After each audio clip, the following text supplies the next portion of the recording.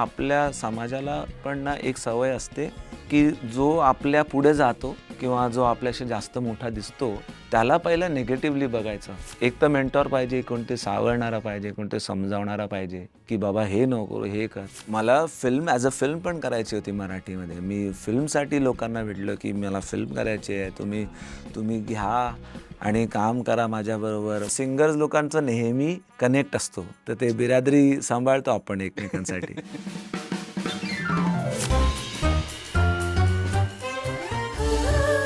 या पॉडकास्टचे प्रायोजक आहेत महाराष्ट्राच्या सोनेरी क्षणांचे सोबती वामन हरी पेठे ज्वेलर्स. नमस्कार. वामन हरी पेठे ज्वेलर्स प्रस्तुत कॅचअपमध्ये आपल्या सगळ्यांचं मनापासून स्वागत. वामन हरी पेठे ज्वेलर्स ज्यांची परंपरा आहे 117 वर्षांची आणि ज्यांची टॅगलाईन आहे सोनेरी क्षणांचे सोबती. आपल्या या कॅचअप कार्यक्रमात सुद्धा जे पाहुणे इथे येतात ते आपल्या आयुष्यातले सोनेरी क्षण आपल्याबरोबर शेअर करत असतात आणि ज्याचा आनंद प्रेक्षक म्हणून आपण घेत असतो. जसे आजचे आपले पाहुणे आहेत अभिजित सावंत. अभिजित, स्वागत आहे, मनापासून स्वागत आहे. आपका अभिजित सावंत. तो गायक आहेच हे आपल्याला सगळ्यांना माहिती आहे. तो म्युझिक कंपोजर सुद्धा आहे आणि रुपेरी वाळूत हे त्याचं गाणं सध्या ट्रेंडिंग आहे. 5 मिलियनपेक्षा जास्त, आता 6 मिलियन मला वाटतं व्ह्यूज झालेत त्याचे. सो इंडियन आयडल भारताचा पहिला, त्याच्यानंतर त्याच्या करिअरमध्ये आलेले चढउतार आणि आता पुन्हा एकदा नव्याने उभा राहिलेला अभिजित सावंत. असं आपण गप्पा मारूयात मला असं वाटतं. तर सुरुवात रुपेरी वाळूत पासूनच करूयात. रुपेरी वाळूत हे गाणं जसं मी म्हटलं की आत्ता प्रचंड आवडतंय लोकांना, पण आशा भोसलेंनी अजरामर केलेलं गाणं, फिमेल व्हॉइसमधलं गाणं, त्याच्यासाठी एक मेल व्हॉइस वापरावा असं मुळात कसं वाटलं आणि जरा भीती नाही वाटली का की हे गाणं आपण परत गातोय? नाही, ॲक्च्युली ही सगळी जी गाणी आहेत ना ती अगदी लहानपणापासून मनावरती कोरलेली गाणी प्रमाणे आहेत. खास करून आमच्या म्हणजे मिलेनियल्सवाल्यांना आम्ही इतकी म्हणजे गायली आहेत, ऐकली आहेत. त्यावेळेला गणेशोत्सवामध्ये पण ही सगळी गाणी चालायची. कोणाला इम्प्रेस करायचं तर पण हीच असायची रुपेरी वाळूत. नाही तर मग त्यामुळे ही गाणी अगदी असं म्हणू शकतो अंतर्मनात बसलेली गाणी आहेत. त्यामुळे गायचा ज्या वेळेला चान्स मिळतो त्यावेळेला असं वाटतं की अरे वा, आपण एवढी वर्ष जी ही गाणी गात होतो आणि आपल्या काही खास गोष्टी आपण टाकत होतो ती आज आपण लोकांसमोर आणू शकतो. तर त्यामुळे हा एक असा शॅलो असा निर्णय नव्हता की मोस्टली होतं ना की रिमिक्स बनवायचं आहे किंवा रिमेक करायचं आहे. त्यावेळेला एक शॅलो थॉट लोकांमध्ये हा असतो की चला हे पॉप्युलर गाणं आहे, ह्याला उचला, एखादा पॉप्युलर सिंगरला आणा आणि मग ते हे कसं आमच्या आठवणी ज्या आहेत एवढ्या वर्षांच्या गाण्याबरोबर लागलेल्या त्या लोकांसमोर प्रेझेंट करायच्या आहेत आणि आत्ताच्या लोकांना पण ते तितकंच भावेल, तितकंच चांगलं वाटेल ह्यासाठी पण ते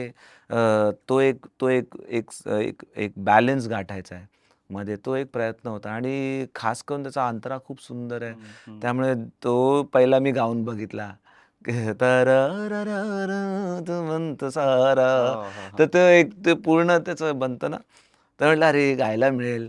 ते गायकाला नेहमीच हे वाटत असतं की चांगल्या गोष्टी, चांगले सूर, चांगली ट्यून गायला मिळेल. ती एक अपेक्षा होती. नुसतं असं गुणगुणी नकोस, 1-2 ओळी जरी गायलास तरी आवडेल आम्हाला. म्हणजे हो रुपेरी वाळूत माडाच्या बनात येना, रुपेरी वाळूत माडाच्या बनात येना, बनात येना जवळ घेना, बनात येना जवळ घेना. मला आवडलं असं तुझ्याकडनं पूर्ण गाणं म्हणून घ्यायचं, पण युट्यूब आहे, मला माहिती आहे स्ट्राईक येतो लगेच. हो, म्हणून मी घाबरून गातो आजकाल की कोणाला. आणि अभिजितचा पण युट्यूब चॅनल आहे, तुम्ही चेक करा. मला वाटतं 2 लाखापेक्षा जास्त सबस्क्रायबर्स त्याचेही आहेत आणि वेगवेगळ्या प्रकारचे व्हिडिओज तुम्हाला त्याच्यामध्ये बघायला मिळतील. तो व्लॉग्सही करायला लागलेला आहे, त्यामुळे तेही तुम्हाला बघायला मिळेल. तर तू आता सांगितलंस की लहानपणापासून आपण ही सगळी गाणी ऐकतोय, पण तू आता म्युझिक जे आहे ते इतक्या वेगवेगळ्या प्रकाराने आणि वेगवेगळ्या माध्यमातून ऐकलंयस. ऑडिओ कॅसेट ते आता युट्यूब पर्यंतचा हा प्रवास आहे. ए आय पर्यंतचा प्रवास आहे. तर ह्या सगळ्या माध्यमात आता स्वतःला आपण कसं सूट करून घ्यायचं, हे कसं तू जमवलंयस का, जमलंय तुला खरंच असं वाटतंय? काय तुझ्या डोक्यात आहे बेसिकली? नाही, मला असं वाटतं की तुम्ही जितकं सकारात्मक राहाल तेवढं त्याच्यामध्ये त्याचा फायदा होतो. कारण तुमची अपब्रिंगिंग असते. बरोबर. तुम्ही ज्या पद्धतीने वाढलात, फॅमिली बॅकग्राऊंड तुमचं म्हणा किंवा तुमच्या गुरूंनी जे काय शिकवलंय ते तर आहेच. बरोबर. पण त्याच्यावरतीच फर्म राहिलं किंवा त्यावरतीच आपण म्हटलं, की हेच माझं विश्व आहे, हेच हं, माझं जग हं, आहे. हं. तर मग कुठेतरी अडकायला होतं.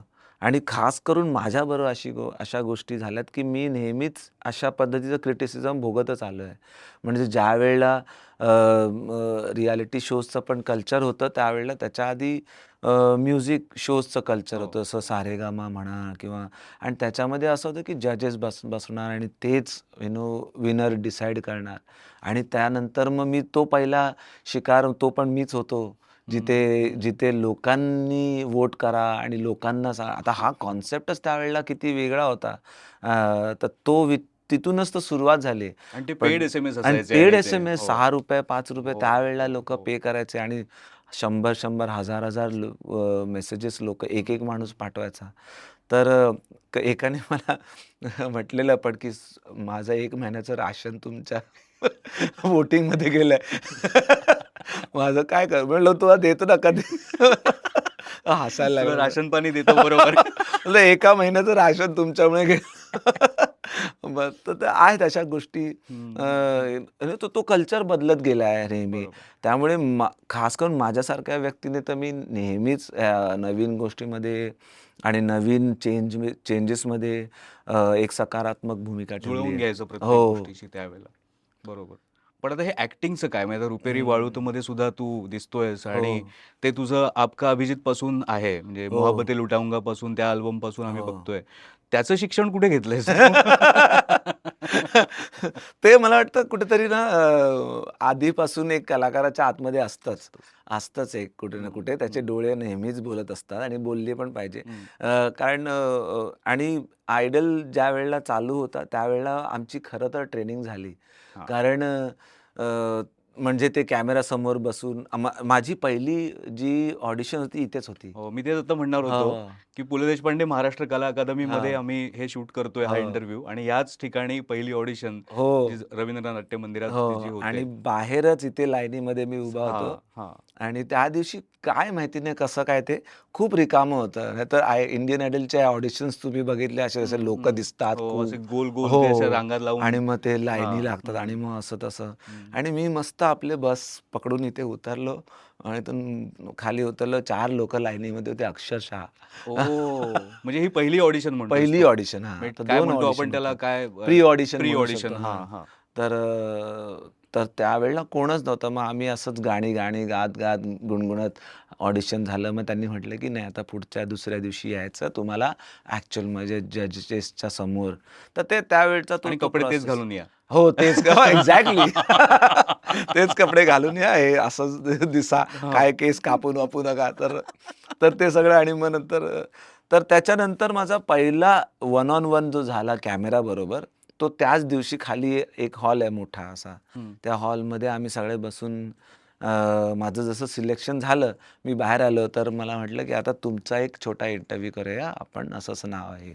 मतलब त्यांनी मला काहीतरी प्रश्न विचारला, की "कैसा लग रहा है हां, आपको?" हां. म्हटलं, "अच्छा लग रहा है." असं मी सरळ एका वाक्यात उत्तर दिलं. तर "नाही, नाही, नाही. When you are front of camera, remember one thing always that you have to give the full answer हां. स्टार्ट पासून. मुझे बहुत अच्छा लग रहा है या फिर आज मैं यहाँ आया हूँ या यहाँ से शुरुआत करना या हं, हं. अगर कोणी प्रश्न विचारलाय, की आज तुम्हाला इथे येऊन कसं वाटलं? तर तुम्ही हे नाही म्हणू शकत बरं वाटलं. हं. तुम्हाला हे म्हणाला, आज मी इथे येऊन मला खूप चांगलं चांगलं वाटतंय. वाटलं. हां. तर तो पूर्ण सेंटन्स तर तिथून ती सुरुवात झाली. ते कॅमेरा मग फेस हं, करणं हं, हं. आणि खरं मला प्रेम ॲक्टिंगबद्दल असं काही नव्हतंच आधीपासून. पण ज्यावेळेला एक फिल्म केली, ती फिल्म भले त्याचा काही फायदा नाही झाला आयुष्यात. लोकांनी तुझ्या फेमचा फायदा घ्यायचा प्रयत्न केला, की "अरे, अभिजित सावंत हो. प्रिन्सिपल इथे." नाही माझ्या बायकोनी आणि त्यांच्या मित्रांनी खूप फायदा उचलला. खूप हसायचे माझ्यावर. ती फिल्म भेजा फ्राय. हो, लिटरली अक्षरशः त्यांनी असा एक गेट टुगेदर केला. एक आज हसण्याचा दिवस म्हणून. अभिजितची ॲक्टिंग बघून हसूया असा एक दिवस. तर तर त्या प्रोसेसमध्ये ॲक्चुअली ॲक्टिंगच्या गोष्टी शिकण्याचा खूप चान्सेस हं, मिळाला. हं. म्हणजे खास करून कॅरेक्टर रोल्स कसे असतात, काय इम्पॉर्टन्स असतं, त्यांची स्टडी असते ॲक्टर्स लोकांची. बरोबर. आणि मग त्यामुळे तो एक आवड निर्माण झाली. बट अदरवाईज जी ॲक्टिंग करतो त्याला काय, माझ्या ॲक्टिंगला काय अर्थ नाही आहे. गाण्यामधली गाण्यापुरतं अल्बममधली ऍक्टिंग जी आहे ती तेवढी ठीक आहे तेवढं म्हणजे. ठीक आहे, हा. तेवढं ठीक आहे. पण ती तुझी जी ऍक्टिंग सुरू झाली मोहब्बते हं. लुटाऊंगा पासून आपका अभिजित अल्बम आला, हो, मग जुनून अल्बम आला आणि हो. त्यावेळेला समीर यांनी लिहिलेली गाणी तू गात होतास. हो, ते हो. किती मोठी गोष्ट होती तुझ्यासाठी, कारण ज्यांची गाणी हो. आपण 90s आपण म्हणतो काय 90s किड, हो, तर 90s किड्स त्यांनी आहे. लिहिलेल्या गाण्यावरच आपण हो. जगलो एक प्रकारे. मला आधी बिलीव्हच नाही झालं. कारण मला म्हटलं जे मोहब्बते लुटाऊंगा ते होतं ते तर हरदीप म्हणून एक आहे ते लंडनचे आहेत त्यांच्याकडून घेतलेलं. म्हटलं ठीक आहे नवीन. आणि काय झालेलं त्यावेळेला आयडल संपायच्या आधीच आम्हाला मोहब्बते लुटाऊंगा दिलेलं गाणं ऐकायला. तिघा-चौघांना आम्हाला. त्यावेळेला माहिती होतं की त्यामुळे किती मोठा शो झाला एवढी काही कल्पना पण नव्हती. बरोबर. ज्यावेळेला कळलं की समीर यांनी लिहिलंय गाणं आणि इतकं सुंदर लिहिलंय आणि ते बसायचे येऊन ह्याच्यामध्ये रेकॉर्डिंगच्या वेळेला. ऐकायचे शब्द ऐकायचे, त्या चुका सांगायचे. त्यामुळे पण पण हे मोठी लोकं आहेत ना, त्यांच्याकडून एक गोष्ट शिकलो, ते नेहमी खूप पॉझिटिव्ह पद्धतीनेच अप्रोच राहिला आहे. खास करून हिंदी लिरिसिस्टचा. त्यामुळे खूप मजा आली त्यांच्यावर काम करताना. कुठलं गाणं होतं ते मला तर आठवत नाही गाणं ते. कितना सुहाना सा ये अपना सफर है, आपकी दुआओं का सारा असर है, आपका है सब कुछ, आपको नजर है, आपकी इनायतों पे यार बार बार सर को मैं झुकाऊंगा, इस मंजर को इस पल को भूल ना पाऊंगा, मैं भूल से ना पाऊंगा, मोहब्बतें लुटाऊंगा, मैं छेड़ के मन का साज साज फिर गाऊंगा, मैं भूल से ना पाऊंगा. वा वा. काही हरकत नाही, स्ट्राईक आली तरी आम्हाला नाही आता हे ह्याच्यामध्ये. प्रायव्हेट आहे ना, मला हा. आजकाल ते कळलंय. अच्छा, कुठलं गाणं किती कुठलं गाणं गायचं आणि अरे वा वा वा फिल्म वा. सॉन्ग जी आहेत ती प्रायव्हेट क्या असतात. बात है, क्या त्यामुळे बात है. त्यांच्यावरती स्ट्राईक वा आहे. वा हे वा. कसं आमचे ओरिजिनल्स असतात ना, हा हा हा. त्यामुळे एवढं प्रॉब्लेम नाही. Correct correct correct. पण आज तू सांगितल्यामुळे मला कळलं की हे गाणं आधीच तयार होतं आणि हो, जो विनर असेल त्याला ते हो, मिळेल गाणं. आणि हो, किती छान शब्द आहेत की प्रेक्षकांसाठीच एक हो, प्रकारे लिहिलेलं गाणं आहे की तुमच्यामुळेच मी आहे आणि हो. तुम्हाला धन्यवाद एक प्रकारे. आणि हे गाणं एक इन्स्पिरेशनल गाण्यांमध्ये येतच, पण ते खूप वेगळ्या पद्धतीने बरोबर. तुम्हाला एक खूप सौम्य, सोज्वळ पद्धतीने एक इन्स्पिरेशन देतं. ते तन्हा खूप कमी दिलची आहे. आठवण होईल थोडीशी हो, असं. अगदी तसं. हम्म. तोच एक रेफरन्स घेऊन मग जुनून वॉज कम्प्लिटली अबाउट तन्हा दिल. तो जो रस्त्यावरती चालत येतात आणि तो जो एक व्हिडिओ होता त्याचं ते खूप इन्स्पिरेशनल होतं. जुनून मध्ये तुझा आवाज पण वेगळा लागलाय. हां. तू काय केलंस त्याच्यामध्ये? म्हणजे मला तेच विचारायचं की इंडियन आयडल जिंकल्यानंतर तू काय आणखीन शास्त्रशुद्ध शिक्षण घेण्यासाठी प्रयत्न केलास? कुणाकडे ते शिक्षण घेतलंस? माझ्या गुरुजींकडेच मी शिकत होतो मग नंतर पंडित भावदीप जयपूरवाले. बरं. त्यांच्याकडे मी शिकायचो आणि पूर्ण ते चालूच होतं त्यावेळेला. वेळ जितका मिळेल तेवढा मग करून घ्यायचो. पण मेनली झालं हे की हे गाणं ज्यावेळेला मला जुनून ज्यावेळेला मिळालं त्यावेळेला अमित त्रिवेदीची कंपोजिशन. अगेन व्हेरी बिग हे कंपोजर. आणि त्याने म्हटलं की तू जेवढी गायली ते सॉफ्ट आहेत गायकीमध्ये, तर आपण तसंच एक ठेवूया. तर जुनून मिळालं त्यावेळेला पहिल्यांदा असंच होते, ये मेरे दिल में कैसा जुनून, व्हेरी सॉफ्टली सांग असं होतं. तर मी म्हटलं असं का आपण ठेवतोय ना, आपण थोडंसं बोल्ड करूया ह्याला, काहीतरी वेगळ्या पद्धतीने प्रेझेंट करूया. मी पण स्वतःला एक्सप्लोअर करत होतो नवीन गोष्टींमध्ये. म्हटलं मग त्यावेळेला ते पद्धती बदलून मग ते ये मेरे दिल में कैसा जुनून, मन को क्यों अशा पद्धतीने प्रेझेंट करून त्या गाण्याला पुढे आणलं. तर हां, ह्या गोष्टी सगळ्यात ह्या गोष्टी करायला फक्त प्रायव्हेट म्युझिकमध्ये तुमच्या इंडिव्हिज्युअल म्युझिकमध्येच मिळतात, ओरिजिनल्समध्येच मिळतात. Independent music. सिंगल्स आणि ह्याच्यामध्ये. हो, आणि तो एक जमाना असा होता की वेगवेगळे अल्बम्स आणि हो, टीव्हीवर सुद्धा तसे कार्यक्रम असायचे, ते हो. व्हिडिओज त्यावेळेला गाजलेले असायचे. पण आता तू जे सांगितलंस की आवाजावर तू अशा प्रकारे हां. काम करत होतास, किशोर कुमार यांच्यासारखा तुझा आवाज आहे असे हो. कॉम्प्लिमेंट्स तुला शोमध्ये पण मिळाल्या होत्या हो. इंडियन आयडलमध्ये. तर तसा प्रभाव आधीपासूनच होता का किशोर कुमार यांच्या गायकीचा बेसिकली? मला ॲक्च्युली मी खूप लहान म्हणजे म्हणजे ज्यावेळेला एक करिअर थोडं गाणी करायला सुरुवात केली, त्यावेळेला जे आम्ही स्टेज शोज करायचो म्हणा, गणपतीमधले म्हणा किंवा तर जास्त करून किशोरदांची गाणी गायला मिळायची आणि मला आवडायचं ती गायला.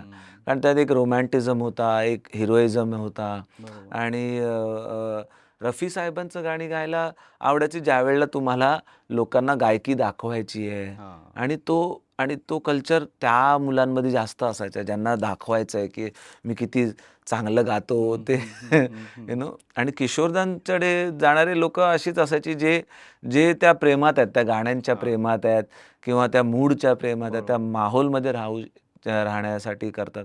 त्यामुळे किशोरदांबरोबर एक जे जे जमलेल्या गोष्टी त्या आधीपासून होत्या. म्हणून म्हणून आणि मला नेहमी असं वाटायचं की किशोरदांचा आवाज जो आहे तो एक नॅचरल व्हॉईस आहे. म्हणजे प्रत्येक गायक जो असतो तो एक नॉर्मल व्हॉईसमध्ये बोलतो आणि एका वेगळ्या व्हॉईसमध्ये गातो. खूप म्हटलं जातं की त्याच व्हॉईसमध्ये गायला पाहिजे, पण ते इतकं इझी नाहीच आहे तो. किशोरदाच एक असे गायक आहेत जे बोलायचे, "अरे कैसा है तुम? कैसा लग रहा है तुमको?" आणि मग काय जिंदगी के सफर त्या तशाच पद्धतीने तर त्यामुळे म्हणजे ते खूप नॅचरल स्वभावातले आहेत. त्या बेसिकली सोसायटीमधल्याच आहेत. त्या सोसायटीच्या बाहेरची कोणती गोष्ट नाही ते आणि मग ती त्याच सोसायटीमधली जर असेल तर ती जास्त प्रभावी असते, जास्त तुम्हाला लागते, जास्त तुम्हाला म्हणून आपलं फोक म्युझिक म्हणा किंवा आपलं स्थानिक म्युझिक म्हणा हे जास्त लोकांपर्यंत असतं पोचलेलं आणि आणि नॅचरली पोचतं. त्याला कुठे पैसे लावून लोक नाही पोचवत आणि फिल्मी म्युझिकमध्ये म्हटलं तर किशोरदांची व्हॉइस एक अशी आहे जी लोकांमधलीच व्हॉइस आहे. मग त्यामुळे पण तू जेव्हा रिमिक्स आपण ज्याला आपण म्हणतो किंवा रिप्राईज हल्ली म्हणतात, तर तेव्हा सुद्धा तू अशीच गाणी निवडतोस की तेरे दर पर सनम जे कुमार शानू यांनी गायलेलं गाणं, तर तू गाणी निवडताना पण कसा विचार करतोस? म्हणजे कुठली गाणी आपल्याला रिप्राईज करायची आहेत किंवा मला असं ऑनेस्टली वाटतं, माझा प्रामाणिक विचार आहे. मला म्हणजे मी एवढा काही त्या पद्धतीने मी जसा विचार करतो. रफी साहेबांची गाणी जी आहेत ना, त्यामध्ये रफी साहेबांनी सगळं करून झालेलं आहे. तुमच्याकडे काहीही करायला नाही आहे. त्यामुळे तुम्ही जर त्याचं रिमेक करताय किंवा त्याचं नवीन व्हर्जन बनवताय, तर तुमच्याकडे गायला काहीच उरत नाही. क्या बात आहे. आणि किंवा दाखवायला किंवा कारण त्याच्या पुढे अल्टिमेट काही नाही. ते सोनू निगम करू शकतो जे कदाचित. सोनूजी करत पण सोनूजींनी पण तेच गायलं जे रफी साहेबांनी गायलं. किंवा एखाद्या हरकती टेक्निकल गोष्टी ऍड करू शकतो, पण भाव कसा ऍड करणार तुम्ही? तुम्हाला आणि किशोरदांनी असं गायलंय ज्याच्यामध्ये एक असा कॅनव्हास बनवून दिलाय ज्याच्यामध्ये तुम्ही या आणि तुमचे रंग भरा. तुम्ही तुमच्या पद्धतीने त्याला प्रेझेंट करा. त्यामुळे जास्तीत जास्त गाणी तुम्ही बघाल तर आर.डी. बर्मनची रिमेक होतात आणि किशोरदांची रिमेक होतात. कारण किंवा आशाताईंची जास्त रिमेक होतात. कारण त्या लोकांनी ज्या पद्धतीने गायल्या त्यांनी इन्व्हाइट केलं लोकांना की तुम्ही या. Again it's rooted to the people है ना. त्यामुळे त्याच्यामध्ये तुम्हाला करण्यासारख्या गोष्टी भरपूर आहेत आणि तुम्हाला समजतील पण करताना, तुम्हाला रिलेट पण होतील ह्या गोष्टी करताना. त्यांनी जे केलंय ते एकदम ठेवणीतलं काम केलंय है ना. तर ठेवणीतलं काम तुम्ही आणून जर परत रिमेक बनवाल तर मग तुम्हाला तो जो पूर्ण गणित बनवलेला आहे, ती जी ठेवणी ती तोडावी लागेल आणि वेगळ्या पद्धतीने प्रेझेंट करावं. ते जास्त डिफिकल्ट होईल आणि तिथपर्यंत नाही पोचलं पाहिजे एखाद्या गाण्याला तोडण्यात का. एखाद्या गायकाचा किती अभ्यास असतो हे तुझ्या बोलण्यातनं कळतंय. पण मग हे नुसतं असं आहे ना की नुसतं इंडियन आयडल मध्ये जिंकून नाही, त्याच्यानंतर तू एशियन आयडल मध्ये पण गेला होतास, ज्यामध्ये आशियातले देश तिथले गायक आणि मला वाटतं तिथेही अनु मलिक जज होते आणि तिथे तू तिसरा आला होतास. ही पण एक मोठी अचिव्हमेंट होती त्या काळात. तो अनुभव कसा होता? आणि तिथल्या म्हणजे तोपर्यंत के पॉप नव्हतं आलेलं, कोरियन बाकी म्युझिक नव्हतं आलेलं, पण जे काही म्युझिक तू ऐकत होतास, इंटरॅक्शन होत होतं, त्याचा पुढे कसा फायदा झाला? तो एकंदर अनुभव कसा होता तुझ्यासाठी? माझं जे पण ऑब्झर्वेशन वाढलंय किंवा जे पण शिकलो मी त्यावेळेला ह्या सगळ्या गोष्टींमधूनच शिकलो. जे एक्सपिरियन्सेस मी कमवले, लोकांना भेटलं. कारण जसं तुम्ही म्हणालात एशियन आयडलच्या टाईममध्ये ज्यावेळी प्रॅक्टिस करायला आम्हाला 3-4 दिवस तिथे इंडोनेशियामध्ये ठेवलेलं. पहिल्यांदा मी इंडोनेशियाला चाललेलो आणि आणि आपल्या देशात असं एवढं पॉप्युलर नव्हतं एशियन आयडलचं हे नव्हतं. पण इंडोनेशियामध्ये अक्षरशः लोकं बॅनर्स लावलेले गाड्यांवरती आणि तिकडचा जो इंडोनेशियन आयडल होता त्याच्यासाठी पूर्ण शहरामध्ये असं बॅनर्स आणि झेंडे आणि सगळं चाललेलं. पण त्या पूर्ण 3-4 दिवसाच्या काळामध्ये मी ऑस्ट्रेलियन आयडलला भेटलो. हं. मी अमेरिकन आयडलला भेटलो. अच्छा. हे सगळे व्हिएतनामी आयडल्स आणि सिंगापोरियन आयडल, हाँगकाँगचा आयडलचे सगळे मुलं आलेले वेगवेगळ्या आणि सगळे माझ्याच एजचे सगळे नाहीतर यंग आहे आणि पण सगळं म्युझिकली ते लोकं. तर हं. ते कसं बघतात म्युझिकला हे ज्यावेळेला आपण आपण खूप जसं म्हणतो ना, की कलाकारांना खूप व्हॅल्यू मिळते. ॲक्चुअली गरज नसते तेवढी. म्हणजे काय नेमकं? म्हणजे म्हणण्याचा उद्देश हा आहे, की आपण असं म्हणतो, की अरे हे लोकं खूप जरा काहीतरी स्पेशल आहेत. हं. यू नो आणि मग कधी-कधी कलाकारांच्या पण डोक्यात जायला लागतं, की आम्ही स्पेशल आहोत. हं. आम्ही काहीतरी डिफरंट आहोत.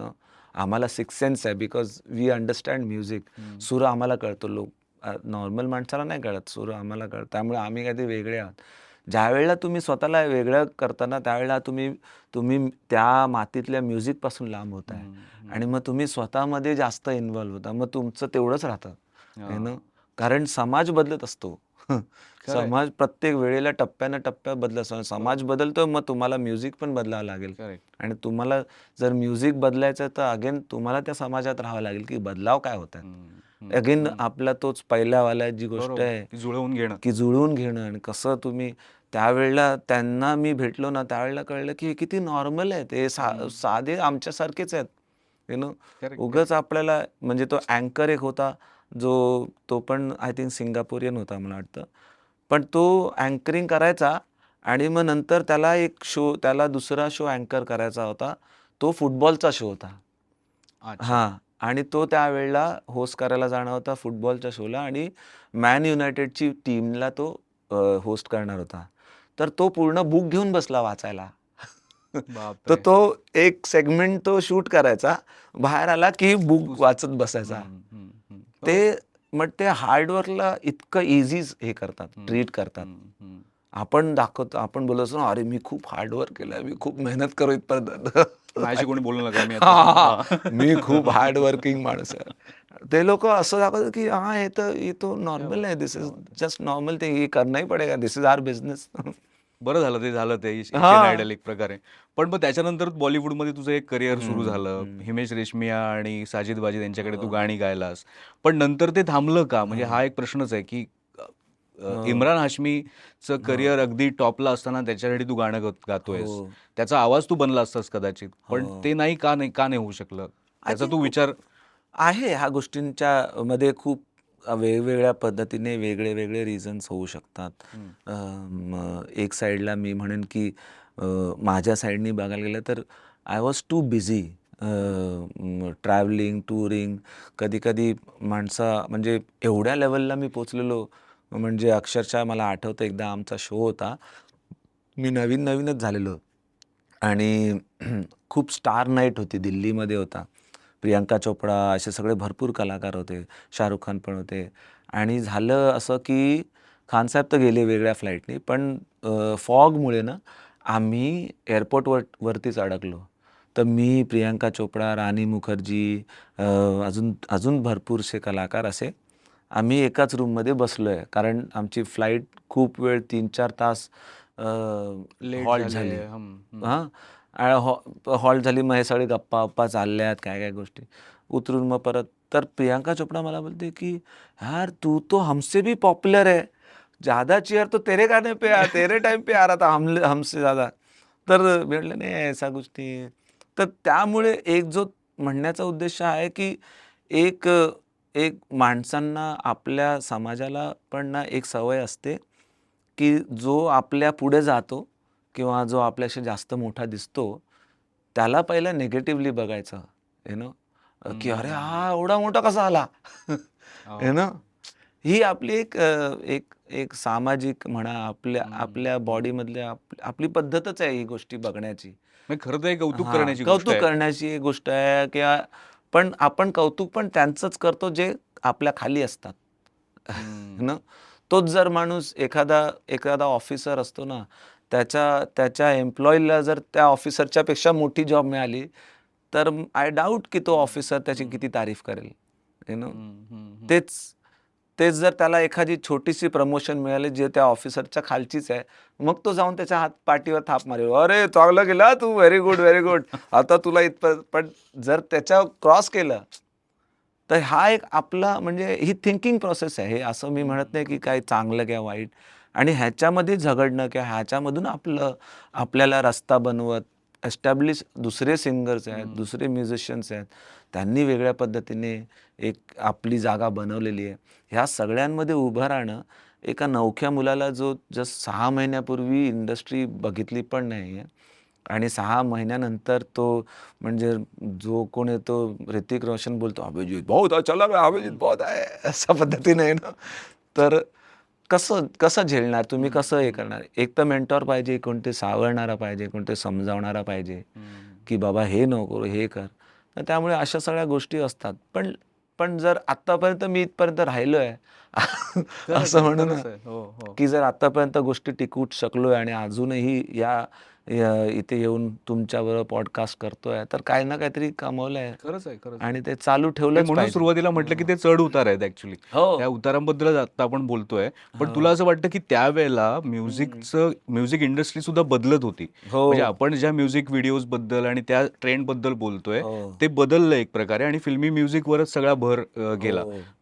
ते पण एक तुला कारण वाटतं का काही काळ मागे पडण्याचं? ते सगळ्यात मोठं रिझन होतं. ते टेक्निकली जर म्हणायला गेलं, हे आपण सगळ्या भावनांच्या आत्तापर्यंत गोष्टी करतोय किंवा सामाजिकदृष्ट्या. पण जे टेक्निकल जर म्हणायला गेलं, तर सगळ्यात मोठा जो प्रॉब्लेम झाला तो तोच झाला. कारण जुनून वॉज लास्ट अल्बम. माझाच नाही, तर ऑलमोस्ट नॉन फिल्म इंडस्ट्रीचाच ऑलमोस्ट लास्ट अल्बम होता. त्याच्यानंतर अक्षरशः नॉन फिल्म इंडस्ट्री जी आहे ती म्युझिक इंडस्ट्री ती कोसळलीच. बरोबर. नंतर मग संपलं आणि सगळं काही एकदम ह्याच्यात परत हिंदी ह्याच्यावरती. तर मी जे एक कल्चर सुरू केलेलं, एक पहिला अल्बम केला, दुसरा अल्बम केला. त्याच्यानंतर आता पुढे जायला रस्ताच नव्हता. मग परत जा आणि मग ते प्लेबॅकच्या लाईनीमध्ये लागा. तो एक परत तोच यू मार्ग टर्न होता होता. म्हणजे. हां. जर तसं राहिलंच, जर आता कसं आहे, त्यावेळेला मला आठवतंय, मी मोहब्बतें लुटाऊंगा, आपका अभिजीत सावंत रिलीज केला. It was one of the biggest album त्यावेळचा. आणि त्याच्यानंतर आम्ही म्हटलं, की हां, चला आता 1 वर्ष आपण दुसऱ्या अल्बमवर काम करू आणि we will release after 1 year. असा आमचा प्रोसेस असायचा, 1-1 वर्षाचा गॅप घेऊन. आत्ता तुम्ही बघाल तर एका सिंगरची 4 गाणी येतात. कमीत कमी एका महिन्यामध्ये येऊ शकतात. कधी-कधी तर जेवढी पाहिजे तेवढे गाणी रिलीज करू शकतो तो. तर तो कल्चर बदललाय, तो टाईम बदलला. YouTubeने खूप हेल्प केली. YouTube आणि सोशल मीडिया जे प्लॅटफॉर्म्स आहेत त्यांनी एकदा नॉन फिल्म म्युझिकला वरती आणण्यासाठी खूप काम केलं आहे. आता परत तो ट्रेंड आलाय आता असं परत म्हणू तो शकतो ट्रेंड आपण आलाय. असं. आता परत लोकांच्या हातात आलाय, की तुम्हाला कोणाला पॉप्युलर बनवायचं आहे, तुम्हाला कोणाला समोर बघायचं आहे. आता आम्ही नाही ठरवणार. आता मेकर्स नाही ठरवणार.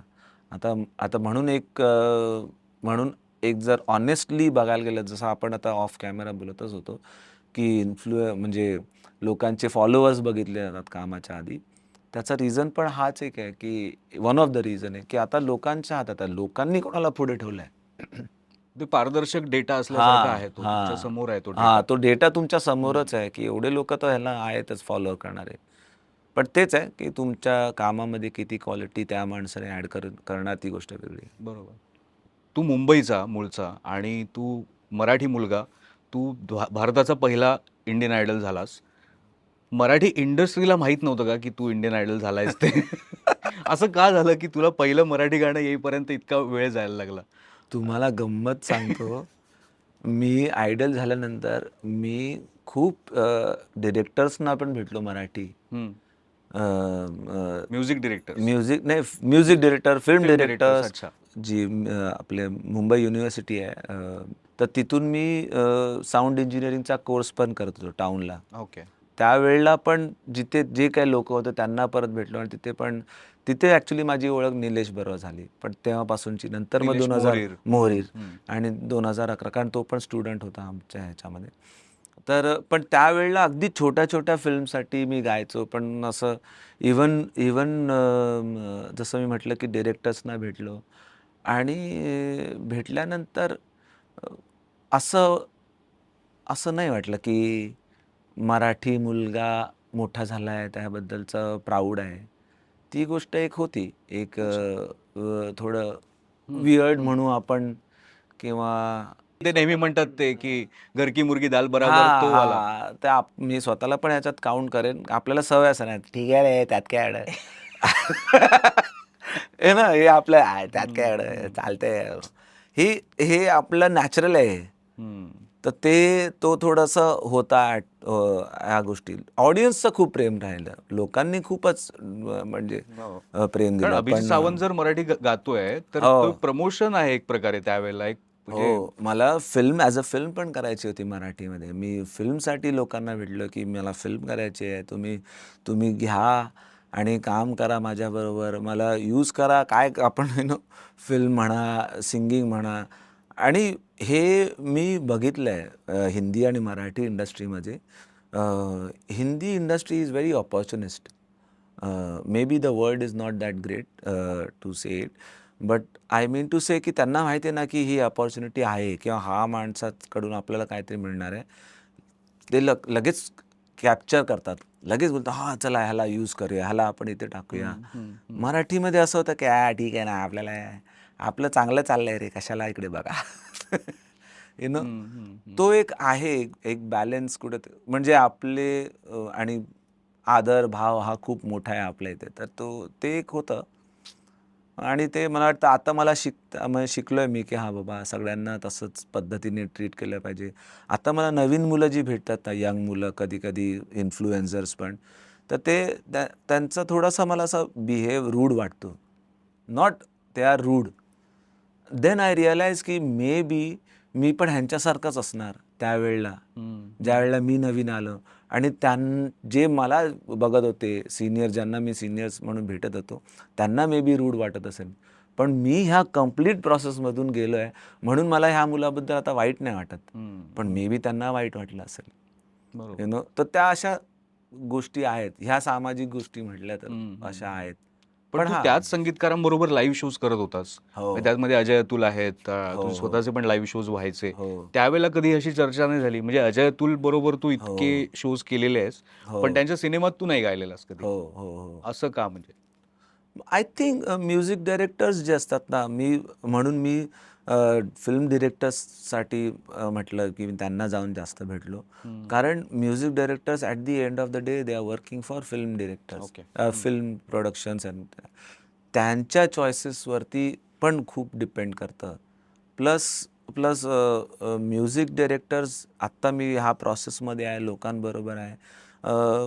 ते कुठेतरी एक म्हणजे म्हणू शकतो आपण, की एखादं भांडं ज्यावेळेला बनवतायत, त्यावेळेला त्यांना माहिती आहे, की मला असा प्रोसेसमध्ये ह्या-ह्या गोष्टी ॲड करायच्या आहेत. ते काही-काही गोष्टी बघतात. पूर्वीच्या काळात तर किशोरदा म्हटलं, की ते लोकं किशोरदा डोळ्यासमोर ठेवूनच गाणं बनवायचे किंवा रफी साहेबांना डोळ्यासमोर ठेवूनच गाणं बनवायचे. हं, हं, हं. त्यामुळे हा प्रोसेसमध्ये मी कुठे मध्ये फिट होईन, नाही होईन, हा एक मोठा प्रश्न आहे. बरोबर. त्यामुळे मी तर कधी असं म्हणणार नाही, की त्यांनी मला चान्स नाही दिला किंवा किंवा दिला हं, पाहिजे हं. होता.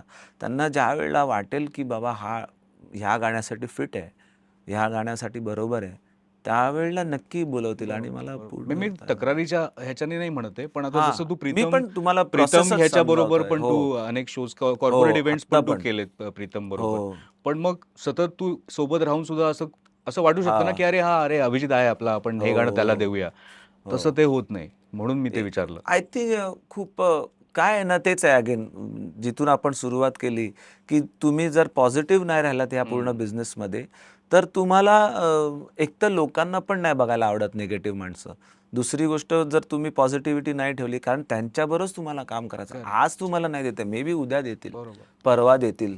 हा ते मला एक खूप पूर्वी एका माणसाने खूप सुंदर अशी एक गोष्ट सांगितलेली, की किस्मत का दरवाज़ा कभी भी खुल सकता है.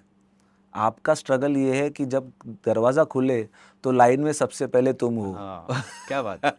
हे ना, तर तो आणि हे हे ज्यावेळेला तो म्हणाला ना, त्यावेळेला माझ्यासमोर अक्षरशः हाच भाग आला, म्हणजे ह्याच हॉल आठवतो. मी आणि माझा मित्र आम्ही दोघंजण लाईनीमध्ये उभे होतो. ठीक आहे, प्रोसेस म्हणजे तेच असे 15-20 लोकं असे लाईनीमध्ये, आणि माझा मित्र म्हणतोय की आणि आम्ही दोघं ऑर्केस्ट्रा शोज करायचो खूप. तो बोलला, "अरे यार, मेरे को शाम को शो है, जाने का है मेरे को यार, कौन अभी इधर लाइन में खड़ा रहेगा, चल तू भी जाते।" मैं बोला, "नहीं नहीं, मैं रुकता हूँ।" "रुक जाना, अभी थोड़ा देर के बाद नंबर आ जाएगा।" "अरे छोड़ ना, अभी इससे क्या होने वाला, कहाँ का शो है, क्या है वो भी नहीं पता है." आणि निघून गेला तो. तर असं आहे ते तो दरवाजा उघडला तेव्हा तू होतास समोर. हो, it is almost like that.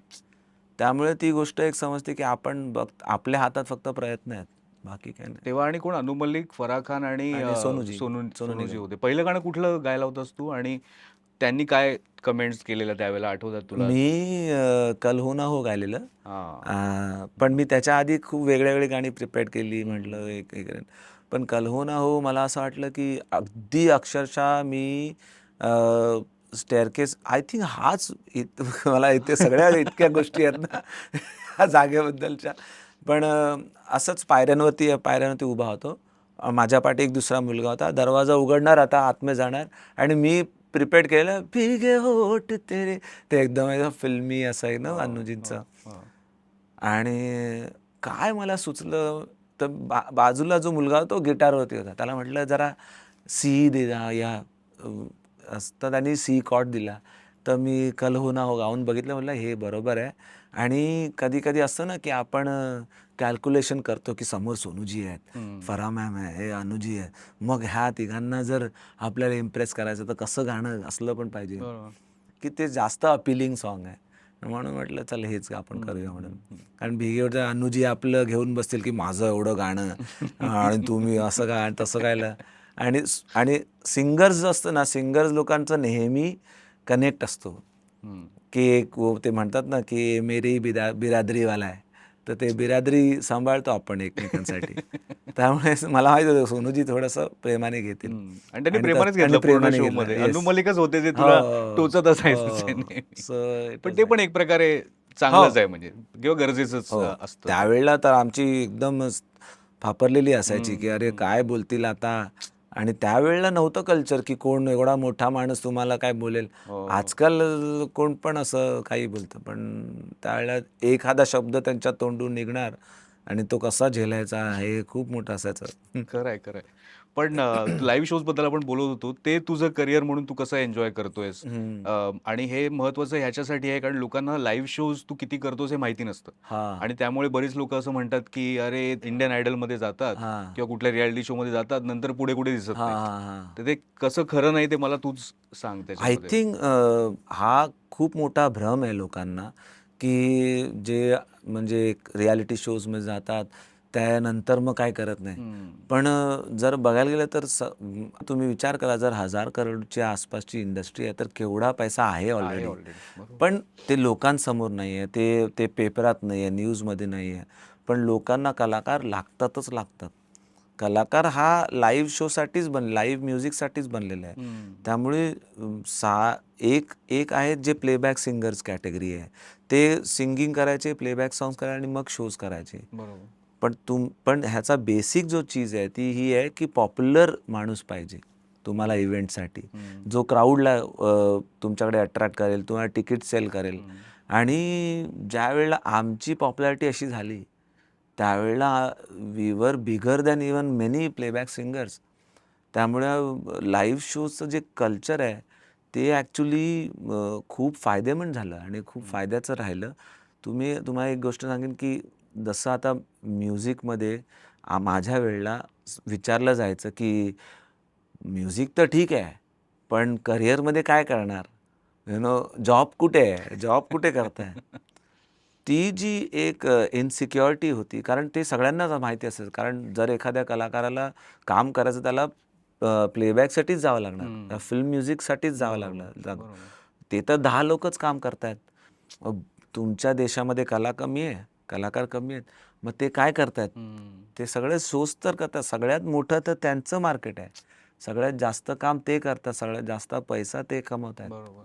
त्यामुळे पण हेच न आल्यामुळे, लोकांच्या समोर न आल्यामुळे लोकांना थोडी जाणीव कमी आहे ह्या गोष्टीची. पण पण ह्या बाकीच्या लोकांना हेल्प करण्याचं काम रियालिटी शोजने केलं. आम्हाला आमच्यासारख्या कित्येक सिंगर्सना चान्सेस आणि कित्येक सिंगर्सना रोजगार म्हणू शकतो एका सरळ भाषेमध्ये हा देण्याचं काम, आणि एक चांगल्या लेवलचं, बरोबर. इतकं चांगल्या लेवलचं की जे आजकालचे प्लेबॅक सिंगर त्यांना इन्सिक्युरिटी वाटायला लागेल, इतक्या चांगल्या लेवलचं काम देण्याचं जे श्रेय जातं ते पूर्ण रियालिटी शोज जातं. रियालिटी शोज नसते तर तुम्ही बघाल बॅकग्राऊंडमध्ये वाजवणारे artist, musicians, technicians, chorus singers आणि बाकीचे येणारे आजकाल जे सिंगर्स आहेत, जे नवीन घरातून येतात, ते त्यांना आज प्लॅटफॉर्म मिळतो आणि त्यांना एक चांगला व्यवसाय मिळतो, त्यांना चांगलं पुढे जाण्याचं कल्चर मिळतं. It's only because of stage आणि सोशल मीडिया आहेच मदतीला. ते सोशल मीडिया आता तुमच्या इकडे टीव्हीवर गाजलात की तुम्ही हो. सोशल मीडियावर पण गाजू शकता. आता आपल्याला किती प्लेबॅक सिंगर्स, तुम्ही जर 60s, 70s, 80s, 90sच्या पर्यंत जर तुम्ही बोललात तर तुम्हाला किती प्लेबॅक सिंगर्स माहिती आहेत? तेच 5-6. बरोबर. एवढे डेकेड्स गेले, मग तुमच्याकडे काय सिंगर्स कमी होते का? मग ते काय करत होते? करेक्ट. त्यांना एक वेगळ्याच लेवलला त्या स्टेजला किंवा लाईव्ह सिंगिंगला, म्युझिकला, रियालिटी शोजने वेगळ्याच लेवलला आणून ठेवलं. बरोबर. की आणि आणखीन एक गमतीशीर गोष्ट ही आहे, तुम्ही, आणि हे चॅलेंज देऊन मी सांगू शकतो, तुम्ही सारे प्लेबॅक सिंगर्स आत्ताचे किंवा आत्ताचेच म्हणू शकतो 2000च्या नंतरचे सारे प्लेबॅक सिंगर्स एका साईडला ठेवा, जेवढे काही रियालिटी शोजचे सिंगर्स ते एका साईडला ठेवा. एक तर मिक्सच आहेत सगळे, पण जर आपण वेगळं केलं तरी तुम्हाला रियालिटी शोजचे singer well educated in music भेटतील, व्हेरी वेल टॅलेंटेड सिंगर्स मिळतील, वेगळ्या वेगळ्या पद्धतीचे गाणारे सिंगर्स मिळतील, प्रत्येक विषयातले सिंगर तुम्हाला मिळतील. प्लेबॅक सिंगिंगमध्ये जास्त करून व्हॉइस कल्चरवरती फोकस आहे, पण जे गायकी सांभाळणारे सिंगर जे आहेत ना, तुमचं कल्चर सांभाळणारे सिंगर, हे सगळे रियालिटी शोजमधले आहेत. करेक्ट. बाकी नाही आहे. तुम्ही फिल्ममधले तर तुम्ही तेच 4 चौकटीमधलंच गाणं गायचं आहे. अरिजित पण तसा रियालिटी शो reality आलेला show आहे. आहे. पण असं कधी डोक्यात येतं का, अरे इसने क्या ऐसा कर दिया की इसको इतने गाने मिल रहे हैं? नाही. तुम्हाला सांगतो का त्याचं रिझन. ज्या वेळेला अरिजितचा शो माझ्या नंतरच आलेला, त्यामुळे आम्ही त्यांच्या सेटवर जायचो आणि आम्हाला त्या दिवसापासून माहित होतं की हा मुलगा जो आहे ना, आयुष्यात काही ना काहीतरी चांगलं करणार, कारण हा खूप टॅलेंटेड मुलगा आहे. आणि त्याच्यानंतर मैत्री पण चांगली होती आमची, बोलायचा वेळेलाचा आमचं खूप. पण जितका तो शिकून आलेला आहे, जितकं त्याचं टॅलेंट होतं, हे असतं की नशीब कोणाला कुठे घेऊन जाईल हे सांगू शकत नाही, पण हे आम्हाला माहित होतं की हा मुलगा काही ना काहीतरी चांगलं करेल म्हणून. बरोबर. मगाशी तू त्या स्पर्धेबद्दल जे सांगत होतास, त्याच स्पर्धेचा बळी असं त्याच्याकडे बघायचं का, अरिजितच्या निवृत्तीकडे? कारण एका शिखरावर येऊन त्याला असं वाटतं की मग आता थांबायचंय. हे काय असेल, किंवा ते ऐकल्यानंतर काय वाटलं बेसिकली? मला ॲक्च्युली ना, हे माझं ऑब्झर्वेशन मी म्हणतोय. मला माहिती नाही त्याच्या डोक्यात काय आहे काय नाही. जसं मी म्हटलं की शो संपल्या मला वाटलं की, किंवा आम्हाला माहिती होतं की हा खूप टॅलेंटेड आहे. आणि माझा 3rd अल्बम आलेला 2011-12 आय थिंक. त्यावेळेला Farida. It was a Sufi rock album. आणि त्यावेळेला मी अरिजितला बोलवलेलं पण की तू ये आम्हाला. पण तिथपर्यंतचा काळ जो आहे तो, म्हणजे 2011 पर्यंतचा, 6 पासून 11-12 पर्यंतचा, हा त्याचा काळ खूपच डार्क टाईममध्ये गेला आहे. म्हणजे त्यांनी खूप स्ट्रगल करण्यामध्ये, खूप सिंगिंग नाही तर मी प्रोडक्शनमध्ये हेल्प करतो असं करून, लोकांना म्युझिक डायरेक्टरसाठी काम करून त्यांनी खूप टाईम स्पेंड केला आहे. आणि कधी असं नाही की मी इतकं म्युझिक शिकलो आहे, मला प्रत्येक गोष्ट, मी जो गातोय आज, म्हणजे तो बसायचा आणि रेकॉर्ड करायचा खूपशा सिंगर्सना आणि त्यांना सजेशन द्यात. आणि खूपशा सिंगर्सना, प्लेबॅक सिंगर्सना तुम्ही विचाराल ना, आजच्या जे यंग ज्यांनी, ते म्हणतील की अरिजित था इस रेकॉर्डिंग के टाइम इसलिए वो गाना अच्छा साउंड किया है. तर तो फिर ले आया दिल, तुम्ही ही सगळी जी गाणी आहेत, सुभानअल्लाह श्रीरामचंद्र यांनी गायले, तो म्हणा अरे अरिजित बैठा था इसलिए इतना, तो एक सेल्फ गिविंग, एक सेल्फ एक हे नाही आहे की कुठे, पण कुठेतरी मनामध्ये असेल ना की मी एवढे वर्ष जर टाकली आहेत आणि मला नाही मिळत आहे, मी त्या पोझिशनला नाही पोचत आहे, त्यावेळेला तुमच्या मनामध्ये फक्त दोनच पद्धतीचे तुम्ही Thoughts येऊ दोनच शकतात. पद्धतीचा माणूस बनू शकता. एक ओके. तर तुम्ही खूप फ्रस्ट्रेटिंग माणूस बनता आणि तुम्ही म्हणतात की आता मी तर आग लावेल दुनियेला. है ना? नाहीतर तुम्ही इतके जास्त आतून शांत होऊन जाता ना आणि त्या गोष्टीबद्दल तुम्ही स्वतःबद्दल इतकं काय म्हणू, इन्सिक्युरिटी जी संपते तुमच्या आतली आणि मग तुम्ही नेहमी नवीन-नवीन चॅलेंजेस स्वीकारण्यासाठी, नवीन गोष्टी करण्यासाठी, स्वतःला जसं आहे तसंच प्रेझेंट करण्यासाठी प्रवृत्त करता स्वतःला आणि ते अरिजितमध्ये झालेलं आहे बदलाव. त्यामुळे तुम्ही बघाल अरिजितचे खूपसे डिसिजन्स जे आहेत, ते इंडस्ट्रीच्या म्हणजे पाथ ब्रेकरच ठरले आहेत. म्हणजे I think he was one of the first artist ज्यांनी 1 करोड प्लस फीज मागायला सुरुवात केली. ज्यांनी म्हटलं की जर तुम्हाला माझा शो प्रायव्हेटली पण जर बघायचा आहे ना, तर पूर्ण हॉल बंद करायचा, सगळ्या सिटिंग अरेंजमेंट लावा, पूर्ण शो संपल्याशिवाय कोण उठणार नाही तर मी गाणारच नाही. हां. Correct, correct, correct. तर हे स्वतःच्या टर्म्सवरती प्रेझेंट करण्याची जी त्याची प्रवृत्ती तयार झाली, एक मानसिकता तयार झाली, ही त्यामधूनच येऊ शकते की माझी इन्सिक्युरिटी संपली आता. मला तुम्ही नाही जरी बोललं तरी मी ठीक आहे. म्हणून तो आज तिथे जाऊन बसतो. पण तुम्हाला गमतीशीर गोष्ट सांगतो. आता म्हणजे सगळ्यांना असं वाटत असेल की खूपच असं अरिजितनी रिटायरमेंट आणि ते, पण Arijit is very connected to his root, त्या गावापासून. हो. म्हणजे एका वेळेला हाच पिरियड चालू होता 2007-08च्या दरम्यानची गोष्ट आहे. अरिजित माझ्याकडे आला. म्हणाला की मेरे को ना मेरे एरिया में एक कॉन्सर्ट करना है भैया. तर मी म्हटलं हां करते ना, क्या एरिया करना म्हणजे है? त्याच्या गावात. त्याच्या गावात. अच्छा. त्याचं क्योंकि गाव वो- कुठे एक्झॅक्टली त्याचं? ते जिथे कलकत्ताच्याच पुढे आहे हां. थोडंसं. ओके. तर त्या आय डोंट रिमेंबर द हां, नेम हां. ऑफ द पण प्लेस. तिथेच त्याने स्टुडिओ वगैरे आता हो, बनवला आता तो सगळा. तिथेच हां, राहतो. तिथेच म्हणजे राहतो. हां. कॅलकटाला यायला पण त्याला 4 तास लागतात. Okay, drive okay. करून यावं हां, लागतं. हां, हां. तर मैं बोलता कि भैया क्योंकि मेरे गांव में ना बहुत सारी अनसर्टनिटीज है, बहुत प्रॉब्लम्स हैं, तो लोगों को मुझे हेल्प करना है, तो I want to do a charitable show ऐसा करने का है, तो आप करो और हम टिकट सेल करेंगे और अपन प्रॉफिट बनाते हैं और जो भी है वो मैं गांव के लिए दे दूंगा करके. 2007-2008ची गोष्ट. हां, हां. हां. तर मी म्हटलं की करायला काही नाही प्रॉब्लेम, पण तू माझ्याकडून किती पैसे जमा करणार? जर तुला एका शहरासाठी काम करायचं आहे, तर तुला जास्त मोठा फंड लागेल, जास्त मोठा विचार लागतील. मग मी, अरिजित आणि आय थिंक प्राजक्ता पण होती. अच्छा. हां, शुक्रेज. हं. आम्ही गेलो सोनूजींकडे. ओके. मग सोनूजींना हा कॉन्सेप्ट ऐकवला. ओके. त्यामुळे आणि मग सोनूजींनी म्हटलं हां, मग ते पुढे गोष्टी झाल्या नाहीत. पण त्याला जितकं प्रेम आहे ना त्याच्या गावाबद्दल, ही इज व्हेरी, म्हणजे तो एकदम बुद्ध आहे तो.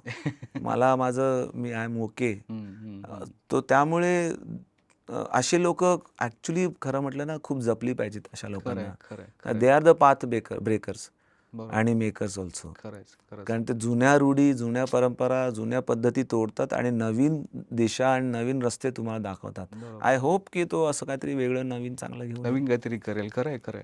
तो खूप जास्त काम केल्यामुळे सुद्धा त्याला ते तसं वाटलं असेल आणि तो आता बुद्धाची उपमा दिलीस, तर एक सगळं सोडून तो निघाल्यासारखा झालेला आहे. तू तर प्राजक्ताचा उल्लेख केलास, त्याच्यावरनं अर्थात मला बिग बॉस आत्ता जे सुरू आहे ते आठवलं आणि तुमची मैत्री जुनी आहे. हो. तुम्ही एकत्र गाणी गायलेली आहेत. तर हो. तू आता प्राजक्ताचा गेम बिग बॉस मधला कसा हां. बघतोयस हे मी आधी विचारून घेतो तुला. मला ॲक्च्युली बघून खूप प्राऊड फील होतं ॲज अ ब्रदर. म्हणजे आम्ही आल्यापासूनच आम्ही भाऊ बहिणीसारखंच होतं आमचं. त्यामुळे मला वाटलं नव्हतं, कारण ती खूप सोज्वळ आणि आपलं असं हो, एकदम हो. आय डोंट नो पटकन वर्ड कुणाशी यूज. भांडणार नाही, उलट पटकन बोलणार हां, नाही अगदीच आपली मराठी हां. तुपात लोणी असेवाले ते असतात ना ते. हां. तर तशीवाली खरंय, एकदम खरंय, सिंपल खरंय. मुलगी एकदम अगदी बरोबर. साजूक तूप हं, पिऊ हं, घालून हं. खाणारी असं अगदी नको मला नको असं नको अगदी अशा पद्धतीची आहे ती. त्यामुळे मला खूप बरं वाटतं की ती सर्व्हाइव्ह करते ती हं, आपल्या हं. पद्धतीने. तिच्या चुका तिच्या बरोबर गोष्टी त्या तिच्याकडे, खरंय. पण ती सर्व्हाइव्ह करते या घरामध्ये. ती बरोबर. लोकांना रिलेव्हंट आहे मोठ्या मोठ्या लोकांपेक्षा. ते काबिली तारीफ आहे. खरंच आहे, खरंच आहे. आणि तू मगाशी रियालिटी शोजचं महत्त्व कसं असतं हे सांगितलंस. आता अनेक वेगवेगळ्या रियालिटी शोमधून आम्ही तुझं गाणं ऐकलं. हम्म. तुझा डान्सही बघितला नच बलियेमध्ये. पण तू माणूस म्हणून कसा आहेस ते बिग हा. बॉसमध्ये दिसलं. हो. आणि बिग बॉसमधले स्पर्धक आणि जर तुम्हाला तिथे जिंकायचं असेल, तर तुम्हाला भांडता आलं पाहिजे, तुम्हाला ओरडता आलं पाहिजे, दिसण्यासाठी तुम्हाला जे करता येईल ते करता आलं पाहिजे. ते सगळं न करता सुद्धा तू शेवटपर्यंत टिकून राहिलास. आणि म्हणूनच मी म्हटलं, की तू जेंटलमन आहेस अशी एक सर्वसाधारण कमेंट्स असायच्या आणि हा. लोकांना तू आवडायचास. तर हे पण तू कसं केलंस का हा तुझा गेम प्लॅन होता तिकडे, की मी असाच राहीन, मी असाच लोकांना आवडेन असं? नाही मला ना नेहमी वाटायचं की मी असा आहे का खरंच. हं. I am very much a person who will keep asking question to myself only. तर मला असं वाटायचं की मी म्हणजे मला घरी पण बोलायचे, माझी बायको पण बोलते, "अरे तू खूप साधा आहे रे, तू थोडासा असा स्ट्रॉंग राहा ना, तू कशाला काय असं कुछ भी झालं हं, तरी." हं, हं. तर मला असं वाटायचं की मी खरंच आहे का असा नेचरनी, की मी मुद्दाम बनून I am trying to be over polite हं, टू हं, पीपल. हं. हे मी स्वतःला चेक केलं पाहिजे. कारण कधी-कधी जरूरत नसते कुठे-कुठे पोलाईट राहायची. तुम्हाला राग येतो, तुम्ही दाखवलं पाहिजे, आला बरोबर. पाहिजे. आणि समोर निक्की तांबोळी आणि निघेल अरबाज सारखे लोक हो. असतील तर हं. त्यामुळे त्यामुळे मी विचार करून गेलो, की जे काय आहे ते मी लोकांसमोर ठेवेन. हं. मी जसा आहे तसाच वागेन. ते 50 कॅमेरे समोर आजूबाजूला आहेत. आय कांट म्हणजे फेक होऊन तुम्ही कितीपर्यंत कधीपर्यंत चाल. त्यामुळे मी जे होतो तेच मी बनण्याचा प्रयत्न केला आणि ते चांगल्या पद्धतीने बाहेर आलं. बरोबर. चुका म्हणा, बरोबर म्हणा.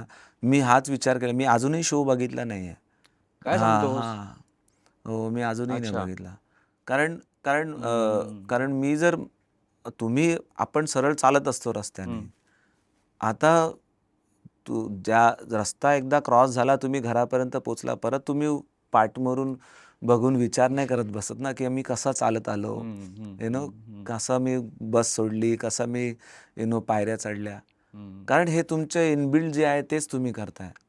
मग जे मी केलंय ते मी कशाला परत बघू? जर मी खोटं केलं असेल करेक्ट. किंवा मी एखादी गोष्ट जर मी बनवून केली असेल, हं.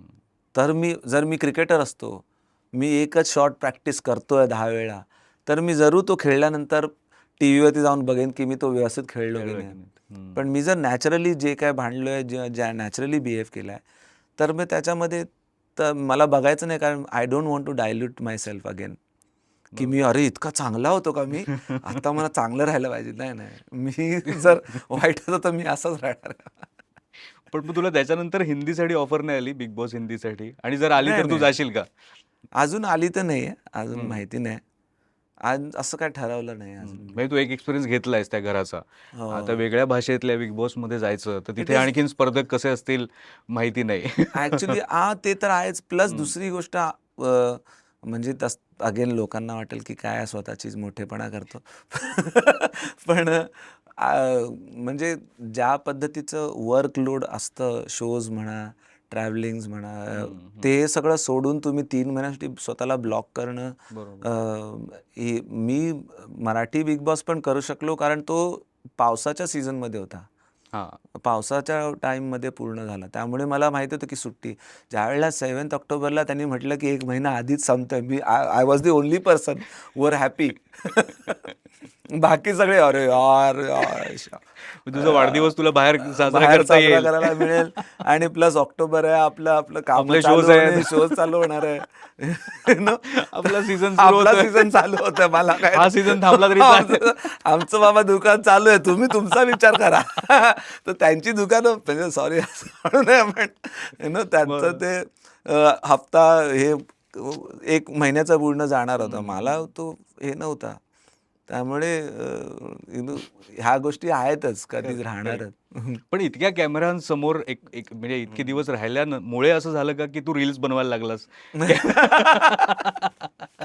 हो. म्हणजे एकदमच तू ऍक्टिव्ह झालास त्याच्यामध्ये, म्हणजे रील्स मध्ये, आणि तुझ्या घरचे सुद्धा, म्हणजे हो. शिल्पा असेल, हो. कधी कधी तुझ्या मुली सुद्धा. आणि मी actually we are very introvert person. मग घरात बरोबर. एकदा शिरलो आम्ही की मग मग मग आम्ही कोणामध्ये नाही आहोत. मग आमच्याकडेच आहोत. बरोबर. आता पण जेव्हापासून सोशल मीडिया सुरू झालं तेव्हापासूनच चाललेलं की अरे तू पण ब्लॉग बनवलं पाहिजे, व्लॉग्स करा आणि आजकाल लोकांना आवडतं.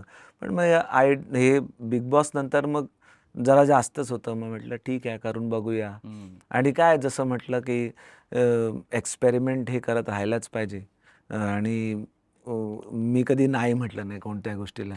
जर जमलं तर ठीक आहे, नाही जमलं तर आपला रस्ता जो जमतंय होता की चांगलं. प्रयत्न कर, जेवढं होईल तेवढंच. Correct, उगाच जास्त करण्याचा हो, प्रयत्न हो, पण हो. नाही करत मी. म्हणजे तेच आहे की रितेश आणि जेनेलिया ज्या प्रकारे हो. करतात तसा ते तेच. पण हां. दे आर अगेन हो, ॲक्टर्स म्हणजे ते आणि actors आहेत. बरोबर. ह्या त्यामुळे त्यांना ते खूप इझिली आपसूक येऊन करेक्ट, जातं. Correct, correct. आमच्यासारख्यांना प्रयत्न बरोबर, करावा लागतो, बरोबर. विचार करावा लागतो. हम्म. तर तो एक मोठा हे आहे. पण आय लर्न फ्रॉम मेनी आपले मराठी यूट्यूबर्स आहेत. करण झाला, नील झाला. हो. ह्या लोकं भेटतात तेव्हा मग त्यांच्याकडून ऐकत असतो स्टोरी असं. पण आता आणखीन एक बदलणारं माध्यम येतच आहे, म्हणजे आलेलंच आहे, येतच आहे, हां. काय ते AI आहे. हो. परत आता तिथे कसं जुळवून घ्यायचं, असा हां. प्रश्न आहे का डोक्यात, किंवा त्याच्याबद्दल काय विचार चाललाय? आणि ते AI तू स्वतः वापरून बघितलेस का? मी पूर्ण टाईम एआयवरती आहे आजकाल. काय बात आहे. हां, मी अक्षरशः तुम्हाला सांगू म्युझिक बनवण्याचा प्रोसेस जो आहे ना, तो एका माणसाचा नाही आहे. किंवा मग एक एक मग देवाचंच आहे. देवाचं काम आहे ते. ज्याला 5-6 हात आहेत. ना? खरंय, खरंय, कारण खरंय. म्युझिक कंपोज बी पण करायचं आहे. तुम्हाला प्रोडक्शन पण करायचं आहे. तुम्हाला वाद्यवृंद काय टाकायचं, काय नाही करायचं, ते करायचं आहे. मग तिसरा प्रोसेस त्याला मिक्सिंग मास्टरिंगचा आहे. बरोबर. तर हे सगळ्या एक मोठं गणित आहे एका एका गाण्याला बनवण्याचं. एआयनी जे आहे ते ह्या सगळ्या गोष्टी एकत्र आणून दिल्या. त्यांनी अगदीच ईझी करून टाकलं आहे. त्यामुळे माझ्यासारख्या लोकांना ज्यांना ट्यून बनवता येते किंवा त्यांना सेन्स आहे की मला काय हवं, काय नको, त्यांच्यासाठी अक्षरशः दार उघडले. त्यांच्यासाठी त्यांचा होरायझन मोठा केला आहे. पण जे स्किल्स डेव्हलप्ड करून बसलेले आहेत ऑलरेडी, ज्यांनी मिक्सिंग मास्टरिंगचे कोर्सेस करून त्यांनी आपलं शिकून बसलेले आहेत किंवा प्रोग्रामर्स जे आहेत, ते प्रोड्युसर्स जे आहेत, म्युझिक प्रोड्युसर्स, त्यांना प्रॉब्लेम्स जास्त येणार. लाईव्ह सिंगर्सना आमच्यासारख्यांना तरी पण वी बीन लकी. पण तुम्ही लाईव्ह शोज मध्ये तरी तुमची कला सादर करू शकता. करू शकतात. पण बरोबर. तुम्ही विचार करा आता जे काही डिजिटल मीडियममध्ये येणार आहे, जे काय टेक्नॉलॉजिकली प्रोड्यूस होणार आहे किंवा प्रेझेंट होणार आहे, त्यामध्ये एआयचा समावेश असणारच आहे. तर त्यामुळे ते जे लोक आहेत म्युझिशियन, म्युझिक डायरेक्टर्स, त्यांच्यावरती थोडीशी गदा येऊ शकते येणाऱ्या काळात. आणि ते शिकलं पाहिजे त्यांनी. त्याला यूज करून ते कसं अजून डेव्हलप करू शकतील ह्याच्यामध्ये लक्ष दिलं पाहिजे. मला असं वाटतं त्यामुळे तू रील्स बनव, व्लॉग्स बनव, एक तुझं सायमल्टेनियसली सुरू असू दे काहीतरी. नाही, आणि एआयने ना ॲक्च्युली म्हणजे असं म्हटलं जातं आता जेवढं आहे की तुम्हाला कोणती टेक्नॉलॉजी येते ती काय करते. प्रवृत्त एका गोष्टीसाठी करत असते, ती आहे नवीन स्किल्स डेव्हलप करण्यासाठी. पण पण आपल्याला सवय आहे, आता मी जर 7 वर्ष 8 वर्ष क्लासिकल म्युझिक शिकलो आहे, तर मला ते आता बदलायची गरज नाही. कारण मला आत्ता तर मी झाड लावलं आहे. 7-8 वर्षापासून तर मी त्या झाडाचं संगोपन करतोय. आता मला फळ खायची वेळ आली. आत्ता त्यांनी म्हटलं की नाही, आता आंबा नाही खाऊ शकत, हे घ्या माझा आहे काय ज्यूस डायरेक्ट. तुम्हाला मी डायरेक्ट मायक्रोवेव्ह मधून काढून तुम्हाला हे देतोय. मग त्या झाडाचं तर काय करायचं आहे? तर ते you have to think about very positively की आता मी ह्याचं कसं वेगळ्या पद्धतीने अजून काय ते प्रेझेंट करू किंवा काय करू. आणि ते जर केलं तर फायदा जास्त मोठ्या पद्धतीने आणि चांगला होईल.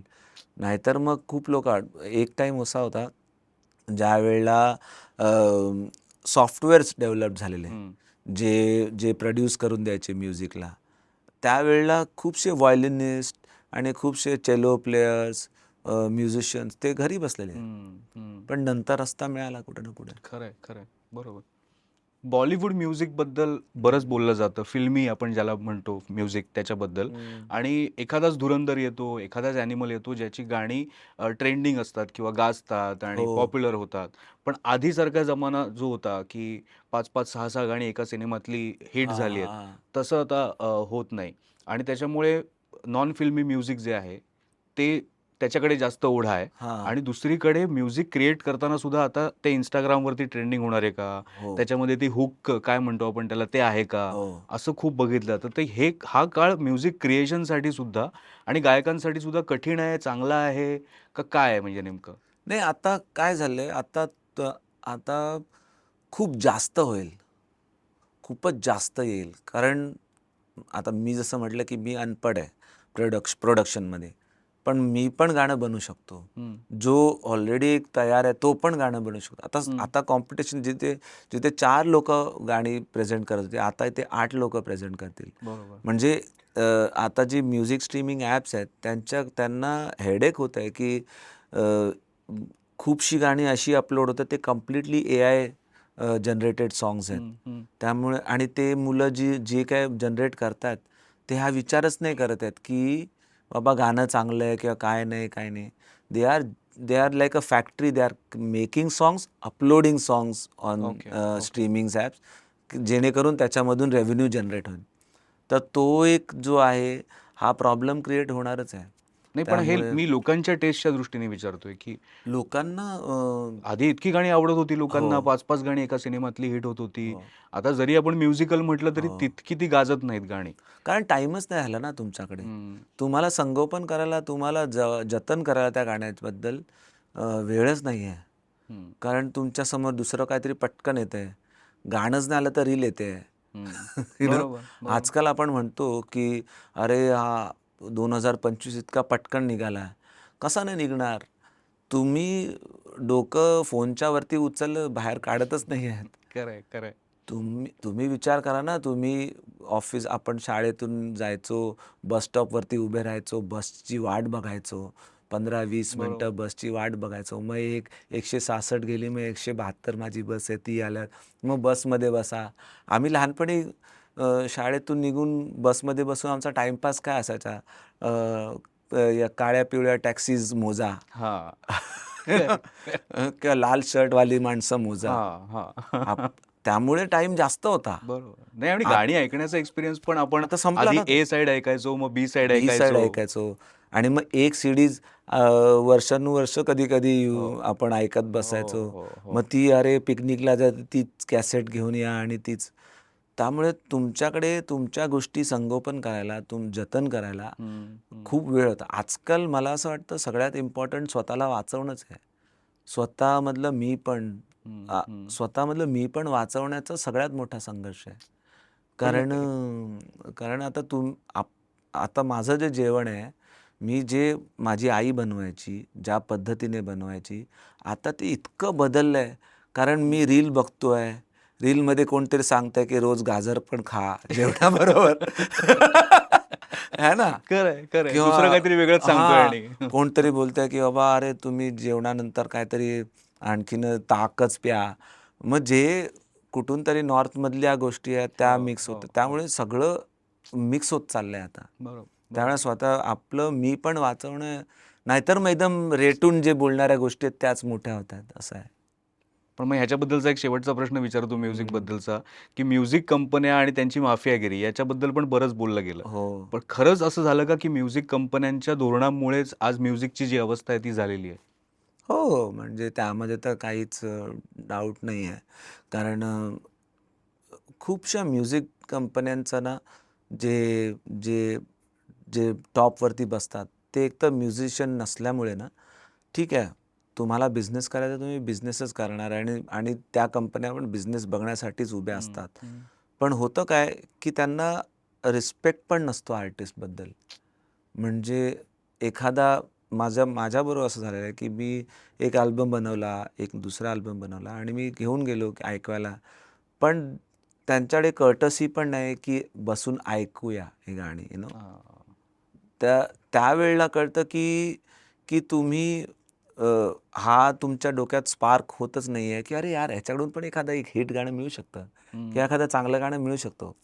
एवढा छोटासा पण त्यांच्यामध्ये चलो, कारण ते लोक तर सरळच बघतायत. बरोबर. मला कशातून काम मिळतं, कशातून पैसे मिळणार, कशातून बिझनेस होणार, तेच मी त्याच रस्त्याने चालणार. ह्या सगळ्या दुनियेमध्ये एक ब्लेसिंग्स इन डिस्गाईज म्हणतात तसं यूट्यूब आणि असे आले ज्यामध्ये आता लोकांसमोर आहे. बरोबर. तर तो एक खूप मोठा म्हणून तर एक 2007-08 नंतर फिल्म म्युझिकच सगळ्यात जास्त पुढे राहिलं, कारण इथून पैसा संपतच होता. खरंच आहे, खरंच. बरोबर. त्यामुळे तू तुझ्या YouTube चॅनलवरती अजून गाणी घेऊन ये. हो त्याची मालकी तुझ्याकडे असेल. हो त्याच्यातनं तूच पैसे कमवशील आणि ते जे हो लोकांचं प्रेम आहे ते किती आहे ते तुला व्ह्यूजमधनं आणि लाईक्समधनं हो. कळेलच आता त्याच्यामध्ये. आम्ही आता एक गाणं आमचं रेडी आहे, ऑलमोस्ट मार्च एप्रिलमध्ये वी विल रिलीज. आता ते गाणं आहे हिंदी, हं. पण श्रेयस ज्यांनी तांबडी चांबडीमध्ये रॅप केलं आहे. ओके. आता ही हॅज डन रॅप, मराठीमध्ये तो रॅप आहे. हं. So it will be Hindi and Marathi वा. मिक्स वा. अशा पद्धतीने. आणि तुझ्याबरोबर आहे हां, तो तर कोलॅब. एक रेव्होल्युशनरी आयडियाज आहेत ना बरोबर. ह्या. तुम्ही एका स्ट्रक्चरल फॉर्मॅटमध्ये चालणाऱ्या कंपन्यांमध्ये प्रेझेंटच नाही करू शकत. हं. मग पण मग त्यांना आता ते YouTubeवर बघून ते तुम्हाला बोलवतील. की अरे हो, yes. Again same thing correct. की ते सरळ बघतात हिशोब. हं. हिशोब पायी हिशोब आहे. आता खूप बदलले. आत्ताच्या कंपनीज, आत्ताचे लोकांकडे खूप वेगळे विजन्स आहेत हं. आणि जे लोक हे काम करतात. पण त्यावेळेला तर खूपच म्हणजे नवीन लोकांना खूपच अगदी वाईट परिस्थिती. पिळवणूक. पिळवणूक. पण त्याच्यातनं तू तावून सुलाखून बाहेर आलास आणि हो. आज आता तू परत नव्या जोमाने उभा आहेस आणि मजा आली तुझ्याशी गप्पा मारून. तर मी सुरुवातीलाच म्हटलं त्याप्रमाणे यूट्यूब चॅनल, त्याचं इंस्टाग्राम अकाउंट फॉलो करत राहा.